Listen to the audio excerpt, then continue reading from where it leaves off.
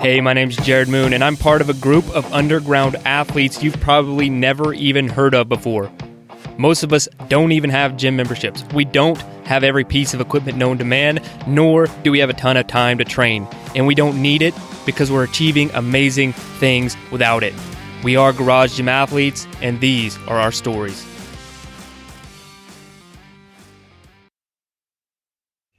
All right, ladies and gentlemen, welcome to the Garage Gym Athlete Podcast. Jared Moon. With me today is Joe Courtney. What's up, Joe? Hey, yo. Hey, yo. And we have Chris Morrissey, man. How you doing? Hey, good, man. How are you?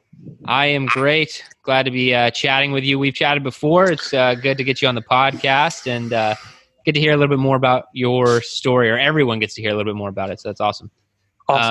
Let's dive into it. If you could give us an intro, man, who you are, what you do, and how you train. Sure, man. So as you said, my name's Chris Morrissey. I'm 43 years old. I live down in Winfield, Kansas, which is like about 45 minutes southeast of Wichita. I'm a general surgeon at William Newton Hospital here in Winfield. I'm married and have 9 kids, so my life is pretty busy. In addition to doing general surgery, I'm the medical director of our wound center here, so I see a lot of different types of patients. I'm also the medical director of our medical spa here in town, so I do like Botox and chemical fillers and everything, injections, so I do quite a bit of different hats. I also work in the emergency room every Monday night as an ER doc, so kind of always on the go.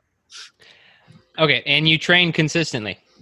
Yeah, so I've been doing Garage Gym Athletes since November, and I get in at least 4 days a week, if not 5. I really try hard to. And the only reason I threw that in there, because if anybody listening just like really paid attention to everything you just said, his life is 10 times harder than yours, and he still gets it all. That he has 9 kids. Yeah, he's a medical doctor, surgeon, works in the ER. Like, get out of here. It's insane. And you're still training consistently. So anyone who ever gives me an excuse ever again, I'm going to say, hey, we recorded a podcast with a guy named Morrissey. You might want to go listen to it and then, feed me your excuses after the fact. So that's incredible, man. So tell me a little bit more about your setup and how you got into the Garage Gym Athlete thing. Sure.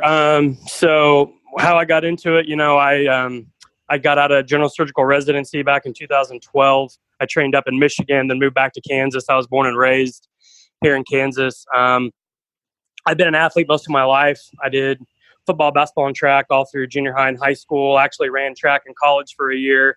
Had a lot of hamstring problems, so I got out of that. Dabbled in some bodybuilding stuff for about a year or two. Then decided to go to medical school and took some extra classes and got in. Then did that for 5 years, kind of trained inconsistently, just different things throughout my 5 years in medical school. And then when I got to residency, it was like worked 100 hours a week. So I basically ate crap and didn't exercise, slept about 4 hours a night. So I was very, very overweight when I graduated. I weighed about 215 and I'm 5'8". So I was, as I call Fat Chris, it was pretty bad. So after that, I moved down here and I was like, I got to do something because I feel terrible all the time. And so I just started dieting. I did a diet program, lost about 30 pounds.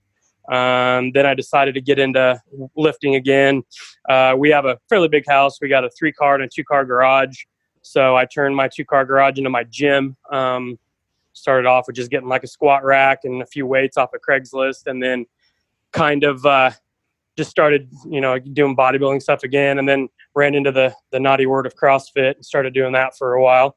I thought that was pretty cool, with background of being a sprinter and a lot of powerlifting in high school. It just kind of fit me. And I did that for about 1 or 2 years. I was just kind of, hopping around different websites. I used a couple different ones, just did the workout of the day. And then started buying more equipment.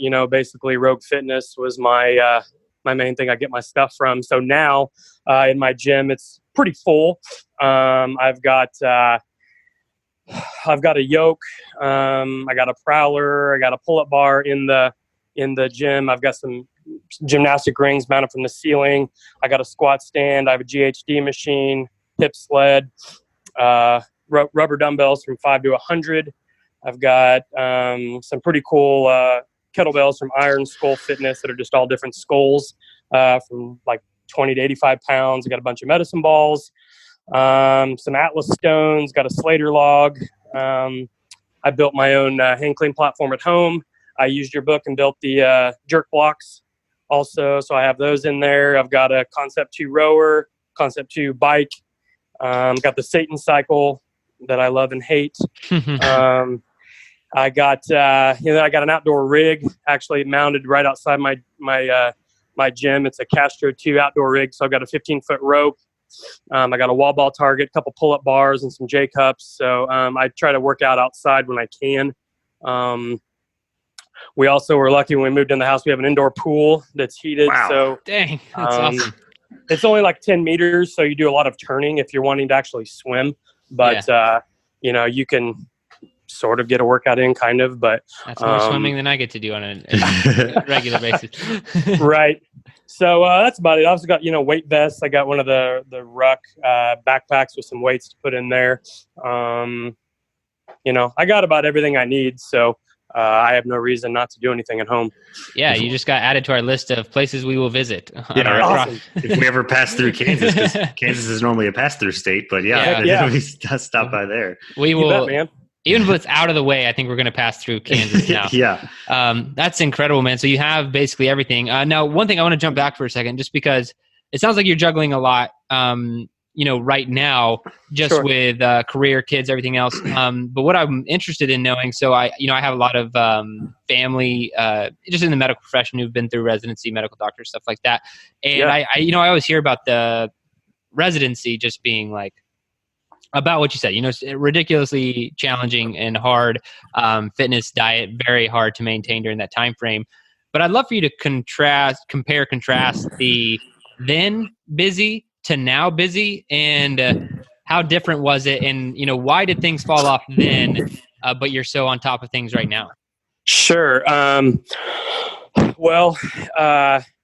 was a lot more like, I'm busy now, but back then busy, you're like learning how to operate. You're learning how to take care of ICU patients. You're learning how to do, so it was a lot of learning. And, I'd go into work anywhere between 3 a.m.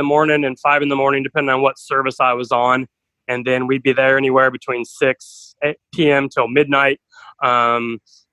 Depending on what, we're on different services. We're on the vascular service, general surgery service. We're on all these different rotations every month. We had an awesome fitness facility across the parking lot from our hospital, but usually you're just so done by the end of the day. Like, I'd bring workout clothes. They'd always stay in my car. I never made it over there.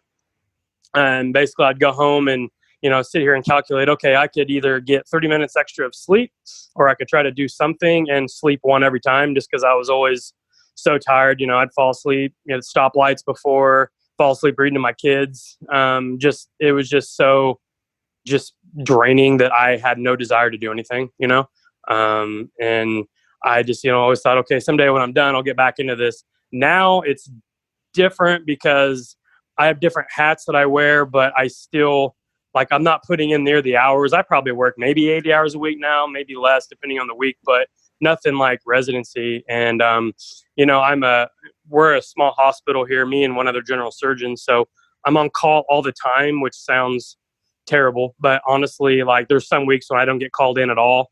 Some weeks I get called in every night. It just kind of depends on what's going on. So I just felt, and then now too, with having more kids and, not wanting to go back feeling how awful I felt before, I just make it a thing. And so if I go about 3 days without getting out to the gym, I get kind of cranky. I just feel like I just make it a priority now that I have to do it. And I don't want to go back to how I was.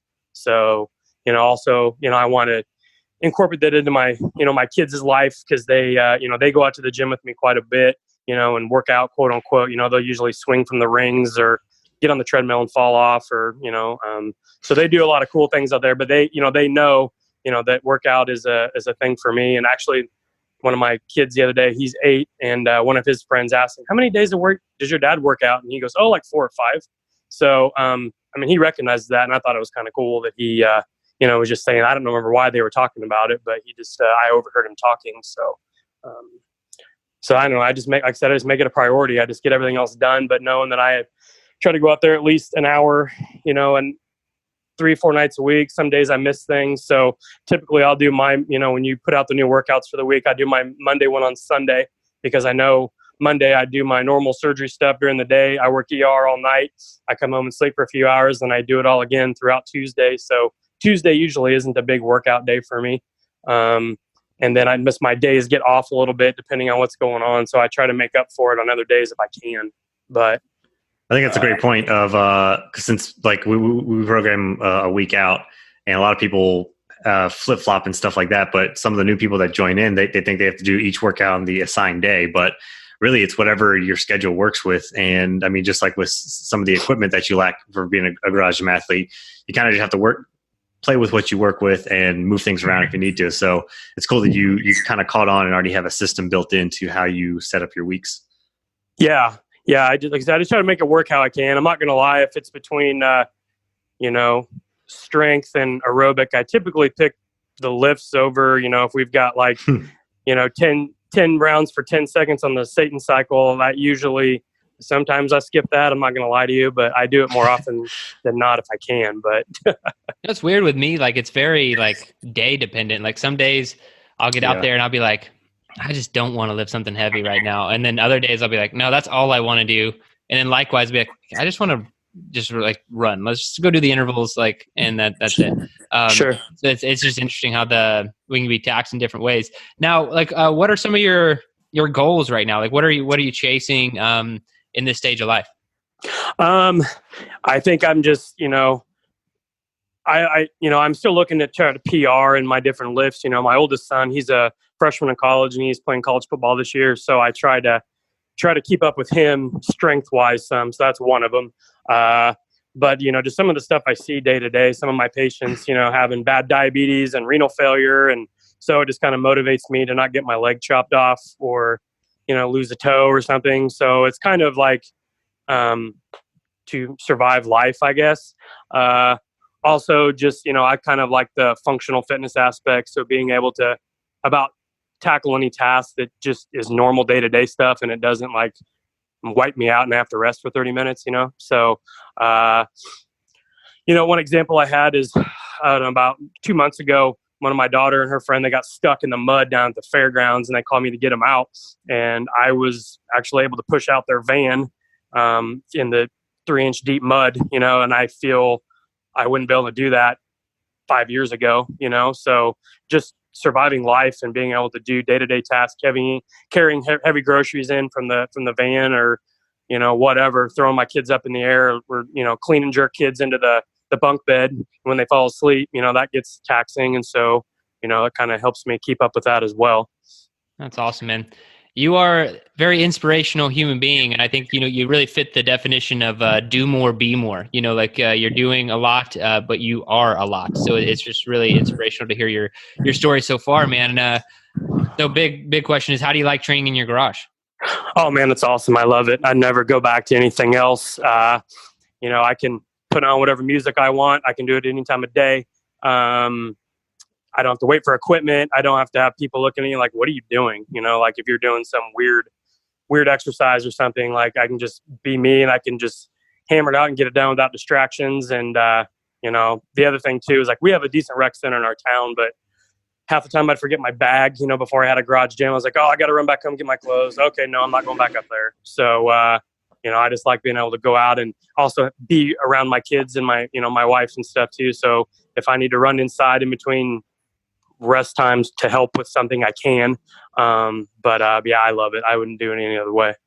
Yeah, I think that I frequently experience the rest time grocery unloading that happens very, very frequently. I'm starting to think that she might plan it out that way, but I don't mind at all. But yeah, that it is nice being able to lend that helping hand when you can in between your rest intervals or whatever it may be. Sure. All right, man. So I want to get to some of these questions, and because you've just been you've dabbled in CrossFit, track, like you've been doing functional training. You've just done a lot of things. So, what is the hardest workout you've ever done? Well, up until I started Garage Gym Athlete, Probably the hardest workout. It was a running workout. I was a sprinter in college, and our last training day of indoor prep season, we had to run 3,200 meter sprints, and they had to be between 26, 27 seconds, and you had like a minute to recover. Nice. That was pretty rough. But now I don't know. It seems like every 3 or 4 months I find one that's like, that was, awesome, but terrible. I don't do a lot of the Meet Yourself Saturdays just because I'm trying to catch up on other things, but I did the Grog Bowl. That was pretty rough. Yeah. I don't know. Murph was always tough. I do it every year. I only do it once a year. I'd like to try to start doing it more often. Probably not every weekend like you do, but maybe once a quarter. Yeah. What's that? Once a quarter, step up. Yeah, once a quarter, I could probably do that. But yeah, me and my oldest son, we started doing it 3 years ago together, and so we try to improve our times. Like last year, I took 10 minutes off mine from last year. You've just been training since November with you guys, so that was pretty cool. So I don't know. There's so many things that you guys program that just destroy me. So I don't really have a hardest, I don't think so. Well, that's good, man. That's you gave some good points there, and all worthy mentions there. Yeah. Thinking back to like my old days of lacrosse practice, those 90-95% like effort intervals that you have to repeat, that you're not even resting very long in between, almost like a 1-to-1 ratio, are brutal. Oh, heck yeah. Yeah, they're terrible.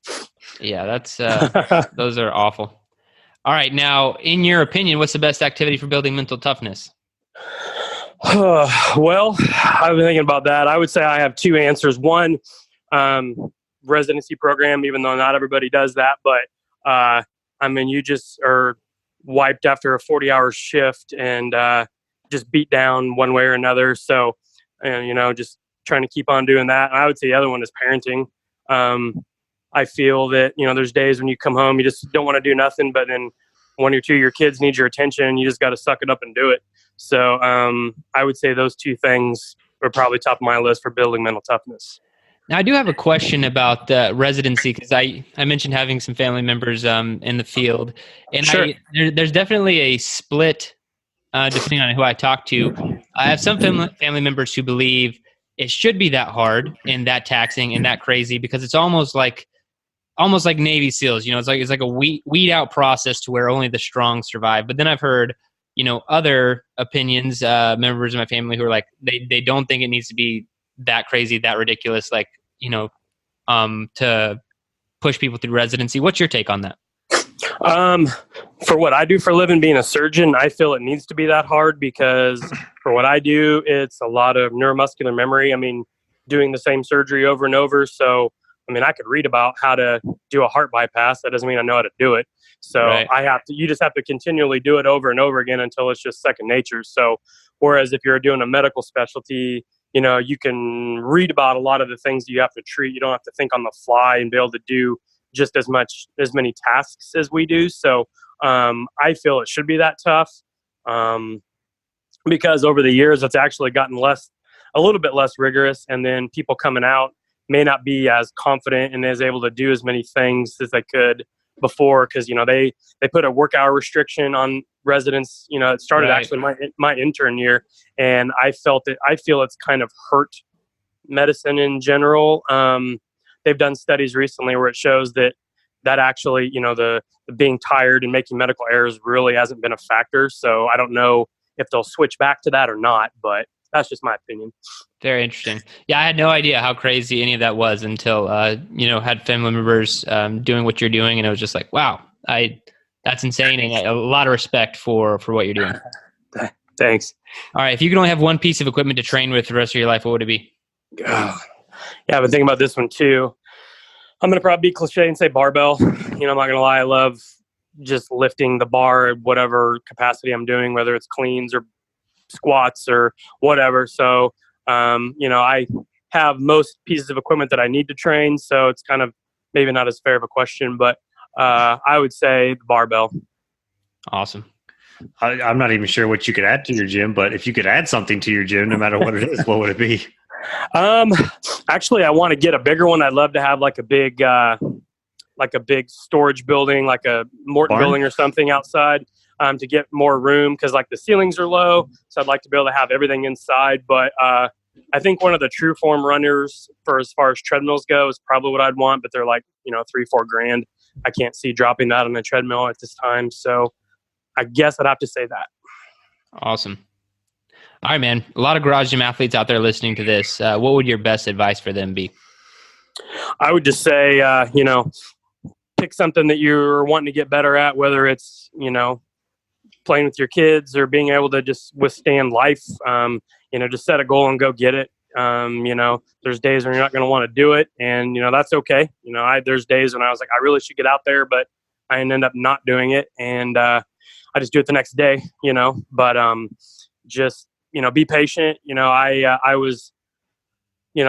found your program when I was working ER one night. It was like 2 a.m. and I was awake and I was just looking around. I think I saw a Google ad or something. So I say, well, let's see what this is about. And, everything seemed pretty cool. And that's how I found you guys and started using it. So I think your program's great, and definitely it works. I can tell a difference from me starting in November of last year until now. I've huge change. So that's awesome. I really appreciate that. Well, Chris, truly inspiration all around for me. I know I'm getting fired up just to do more, to do more and be more, man. And I think that, like I said, you are the epitome of that. I appreciate you sharing your very valuable time with us, and thanks for being a Garage Gym Athlete. You bet, man. It was awesome. I was super pumped. Thanks for listening to the Garage Gym Athlete podcast. If you want to learn more, go to garagegymathlete.com. You can learn about our training. Let us send you a copy of our book, The Garage Gym Athlete, or you can even get featured on the Garage Gym Athlete podcast. Thanks for listening.